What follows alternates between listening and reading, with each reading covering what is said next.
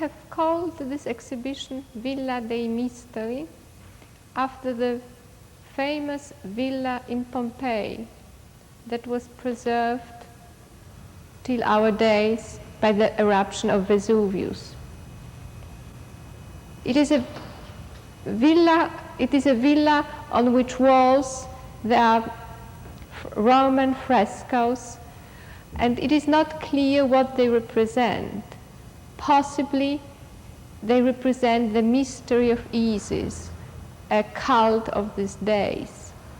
But I have always understood the whole city of Pompeii, and this villa in particular, as a place where memories have been preserved, where daily gestures and images have been preserved for future times, as they were at the very moment when the eruption occurred.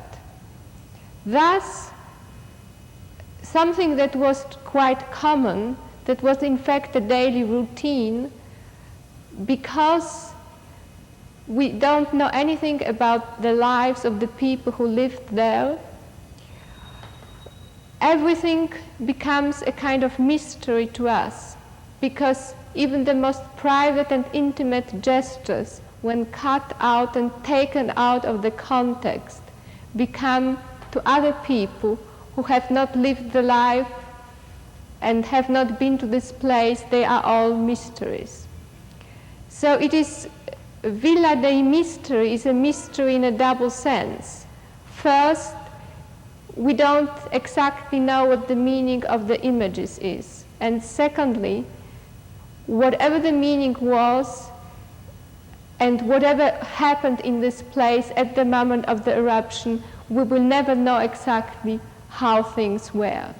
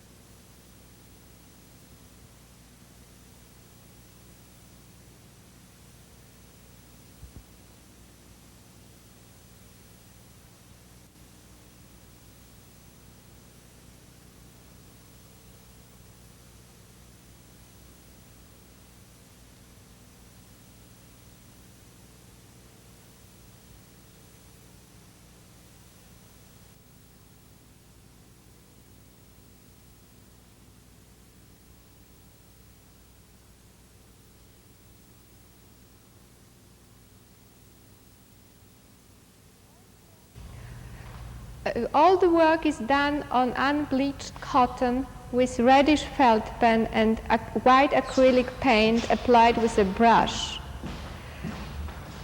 The cotton has always reminded me of skin. It has this wax-like color and quality, and when you go with a red pencil over it, it's almost like scaring your own skin. It's like going with a knife over the skin. And thus the technique is a very organic one. And it somehow has come perhaps into being as an old memory from paintings that I used to like a lot in my childhood. My mother had books with reproductions of medieval paintings, and many of them show the so-called Cross of Veronica.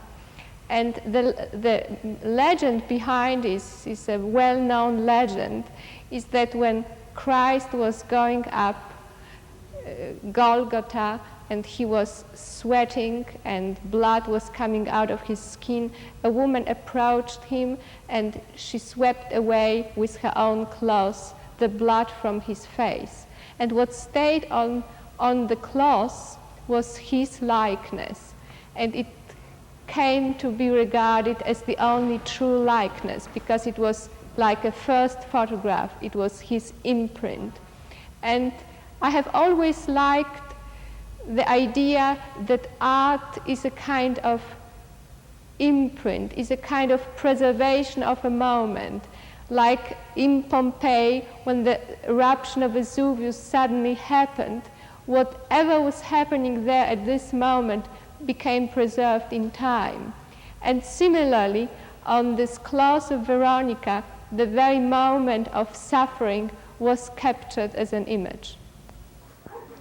For me, the ideal artist is not a creator but a medium so sensitive as a camera.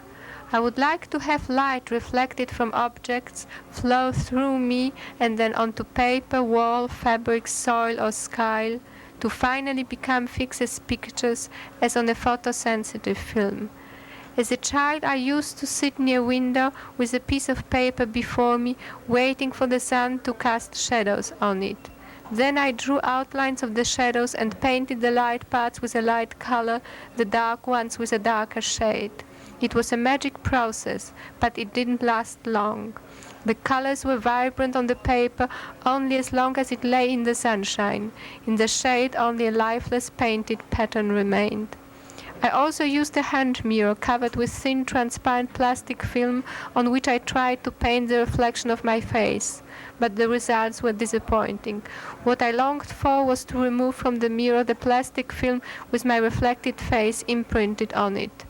Once I dreamed that, while walking along winding, narrow streets of a Mediterranean town, I covered the whitewashed walls of the houses with drawings projected by my eyes. The drawings, extended endlessly, were of what I had seen in the surrounding landscape. This was one of those dreams that one continues after waking, and as I lay in bed, I had a feeling of bliss, saying to myself aloud, at last, this happened. And for some time thereafter, I kept assuring myself that instead of felt pens and paint, I could make drawings with my inbuilt visual projection system. Drawing on raw cotton is an attempt to approach this utopian dream, at least symbolically. Working in this way gives me the feeling that I take prints out of myself, that I externalize impressions, that I unroll and cut into pieces the scroll of memory with imprints of faces and of gestures to become visible on sheets, shrouds, and tablecloths. I wish I could draw, as in the dream of mine, on an unending leggings of fabric, on a scroll from which I would be able to make large interiors as labyrinths of bygone life. In the Villa dei Misteri are assembled pieces done over the past 5 years. For instance, the chairs were originally executed for the 12th International Sculpture Conference organized in the San Francisco Bay Area in August '82. I had there a room of my own with 12 white wooden chairs standing close to each other. On them were draped pieces of cotton with life-size seated figures drawn on them. The folds of the material transform the drawing. Some lines are hidden, other exposed, flapped over, bent and shortened. Here the presence of the third dimension is more pronounced than in the hanging pieces. The folded or draped pieces of cotton are my own response to the drapery of classical sculpture. Instead of marble, my folds are made of air. They are ready to dissolve into nothingness. From all the Greek sculpture, I have always liked best the stele, the gravestones which depict the scenes of farewell, the living and the dead holding for the last time each other's hands. Of course, my grave cloths are by far more fragile than the stones. They are not meant to last, but to become imprinted in people's memory. The 22 feet long curtain with 4 views of one and the same face was originally drawn for the front wall of a small Warsaw gallery. The working on it is connected with a peculiar story. When I have almost finished the curtain, a friend visited my studio and told me that it reminded him of Michelangelo's Medici Chapel in Florence. I didn't like this association because it suggested imitation and academism, 2 things I certainly had not in mind.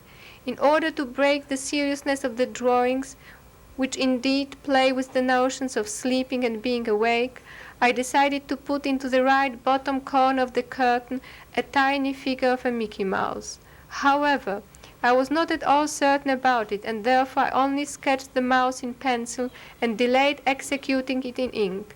Meanwhile, I found in Panofsky's studies in iconology the chapter on the Medici chapel and read there, to my greatest surprise, that he intended at one point to place a mouse on top of the sarcophagus in order to symbolize time that consumes all, like a mouse. This strange coincidence made me erase my mouse, but if one looks closely at the completed curtain, one will find its blurred sketch in the bottom right corner. This curtain traveled a lot. In May 81, it went to South America to be exhibited at the International Biennale in Medellin, Colombia. Then it returned to Europe, and in the fall of the same year went to Boston for my first one-woman show in the United States.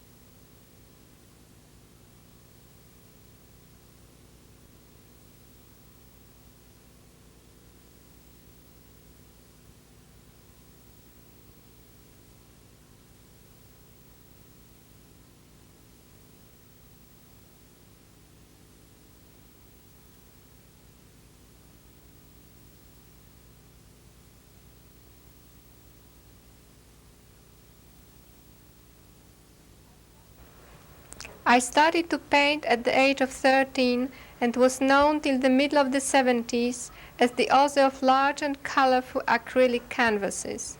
Then I abandoned painting on canvas and started to draw on loose fabric with colored felt pens.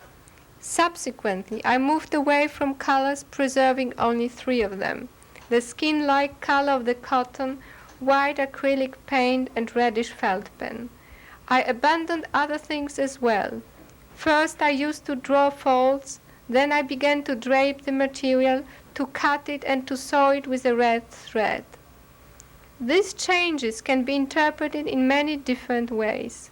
For instance, the works on cotton certainly express the fragility of human existence, and thus they can be seen as reflecting my own early experiences in Warsaw, a city of ruins.